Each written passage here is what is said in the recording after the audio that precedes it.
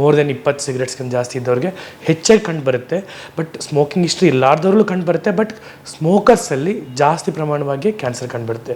But ಈಗ ಕೆಲವು cancers ಇರ್ತವೆ, ಓವರಿಯನ್ ಕ್ಯಾನ್ಸರ್ ಅಂತ ಹೇಳ್ತೀವಿ, ಇಲ್ಲ ಗರ್ಭಕೋಶದ ಕ್ಯಾನ್ಸರು. ಇದರಲ್ಲಿ ನಾವು ಡೈರೆಕ್ಟಾಗಿ ಇದೇ ಕಾಸ್ ಅಂತ ಹೇಳೋಕ್ಕಾಗಲ್ಲ. ಜೆನೆಟಿಕ್ ಮ್ಯುಟೇಷನ್ಸ್ ಎಲ್ಲ ಆಗುತ್ತೆ, ಅದರಿಂದ ಆಗುತ್ತೆ.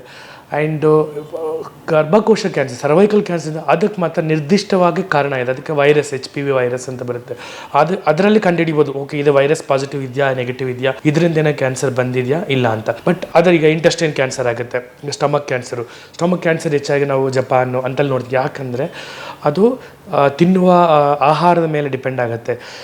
ತುಂಬ ಬಿಸಿಯಾಗಿರೋ ಆಹಾರ ತಿನ್ನೋದು, ತುಂಬ ಸ್ಪೈಸಿ ಇರೋದು ತಿನ್ನೋದು, ಆಮೇಲೆ ಜಾಸ್ತಿ ಆಲ್ಕೋಹಾಲ್ ತೊಗೊಳ್ಳೋರಿಗೆ ಸ್ಟಮಕ್ ಕ್ಯಾನ್ಸರ್ ಕ್ಯಾನ್ಸರ್ ಜಾಸ್ತಿ, ಸ್ಟಮಕ್ಕು, ಆಮೇಲೆ ಅನ್ನನಾಳ ಕ್ಯಾನ್ಸರು. ಸೊ ಕೆಲವು ಕ್ಯಾನ್ಸರ್ಸಲ್ಲಿ ನಾವು ನಿರ್ದಿಷ್ಟವಾದ ಕಾರಣವನ್ನು ಕಂಡುಹಿಡಿಬೋದು. ಇನ್ನು ಕೆಲವು ಕ್ಯಾನ್ಸರ್ಸಲ್ಲಿ ನಮ್ಗೆ ಇದೇ ಕಾರಣ ಅಂತ ಗೊತ್ತಾಗಲ್ಲ.